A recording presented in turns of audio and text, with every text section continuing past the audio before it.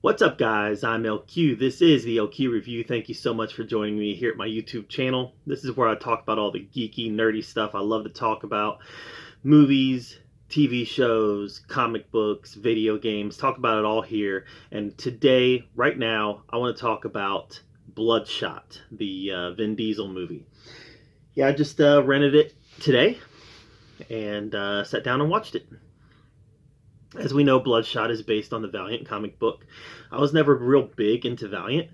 Got a couple issues here in the collection, but was never really into it like I was DC and Marvel and the Star Wars books and things like that. So that being said, I don't really have any kind of real emotional, nostalgic attachment to the character. I'm familiar with the character. I know of the character.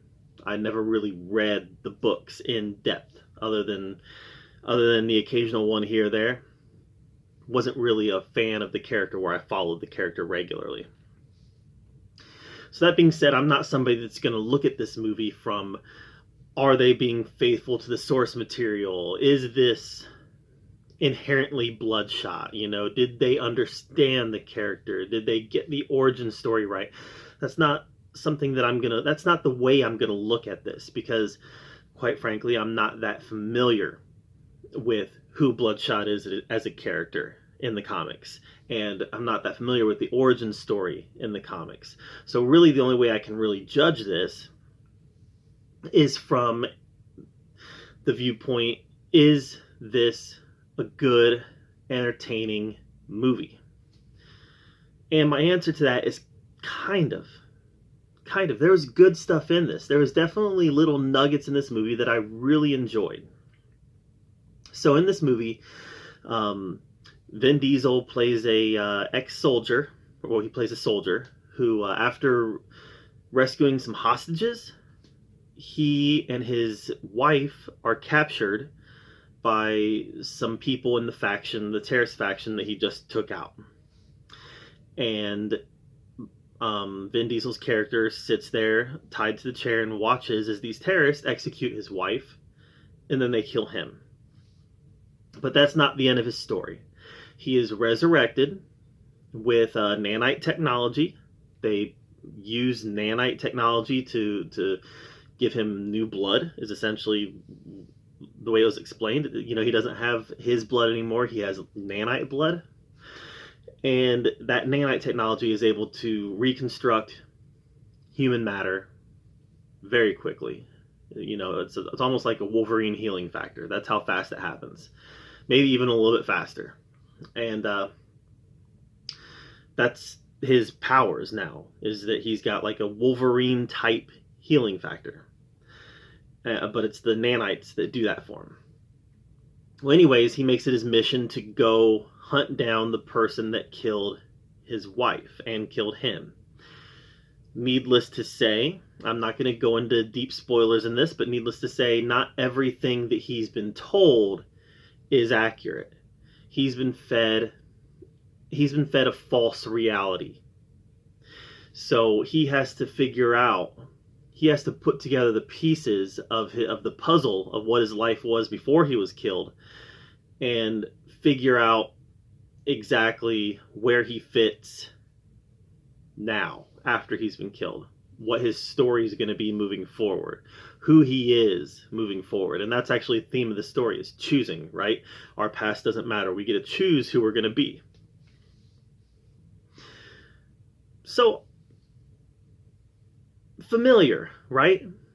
Familiar. Soldier gets killed, gets resurrected with technology, doesn't remember his past, has to rediscover his past to find out who he is and who he's going to be moving forward. Where have I seen that before? Take out the soldier, put in Detroit City Cop, and you have Robocop. For some reason, I kept getting shades of Robocop in this. You know, it felt like Robocop, especially when he went back and confronted his past. I don't want to get too spoilery in this, but when he actually goes back and confronts his past, that had shades of Robocop in it. So yeah, I felt that in a lot of ways this was very Robocop-ish. And what can I say about Vin Diesel? You know, I love him in the Fast and the Furious movies. I love Vin Diesel and Knockaround Guys. If you haven't seen Knockaround Guys, go check out Knockaround Guys. Knockaround Guys is wonderful. But other than the Fast movies, with the occasional exception here or there, I haven't really liked Vin Diesel as an actor. There's none of the other franchises that he stars in that I enjoy. I don't even like the Riddick movies. Pitch Black was okay. Everything that came after Pitch Black just was silly and ridiculous and didn't care for it. And then I look at all the other Vin Diesel movies and I'm just not... I'm either not a fan of his acting or I'm not a fan of his choices. I think it might be a little bit of both. Vin Diesel plays Vin Diesel in his movies. He plays the same character in every movie, and that's not different in this. He's the exact same character in this movie. And, you know, for better or worse, Vin Diesel does a great job playing Vin Diesel. So, I don't know. I can't really say much about his acting because he just plays the same character over and over and over again. Even when they're vastly different characters, he's playing the same character. There was some very nice action sequences in this movie. And believe it or not, for a low budget movie, you know, you're talking, I think I read that the budget on this was $45 million. On a relatively low budget movie, the special effects in this, the CGI was very good. You know, in the end, there's a bad guy that puts on this backpack where he has mechanical arms that come out, and he uses that to fight Vin Diesel. And that was very well done. You know, visually, stylistically, that was all very well done. There was a lot of CGI. You know, the end was very CGI heavy, and all of that was very believable as far as the CGI they presented us. It wasn't perfect. It wasn't the best CGI I've ever seen, but for the budget, it was actually very well done. But again, it's all very familiar. It's all stuff that we've seen before in other movies. So while I had an enjoyable time watching it, and I did, I genuinely enjoyed watching this movie. It didn't knock my socks off because it really felt like something that I've seen before. And quite frankly, I have seen it before, guys. If you've watched any number of action movies, this is something you've seen before. It's not a superhero movie, even though he has some superpowers now. It's not a superhero movie. It's a revenge movie. It's a revenge movie with a guy who has now been enhanced by technology.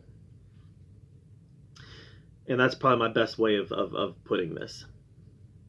Overall, though, it was an enjoyable experience. Last week, it was on sale on streaming for $14.99, and I almost bought it. And I didn't. I held off because I knew that it was going to be for rent this week. So this week, I paid $4.99 to rent it, and I'm glad I did. I'm glad I waited the week because this isn't something I'm going to revisit a lot. You know, I saved myself $10 because I'm probably not going to revisit it for a few years, honestly. It was enjoyable, but it's one of those movies that it's not something you got to rush back out and see. I'm not saying I'll never watch it again because I'm sure I will, but it's not something that's going to have a high repeat factor for me. So, Bloodshot, I'm giving it a C. It was good for what it was. A little too familiar, though. And Vin Diesel playing Vin Diesel. Action sequences were really good. CGI was much better than I expected it to be. But overall, this gets a C from me. But that's just me. What did you think of Bloodshot? Let me know in the comments down below. Maybe you loved it. Maybe you hated it. Maybe you agree with me. Who knows? Let me know in the comments down below. Make sure you subscribe to my channel.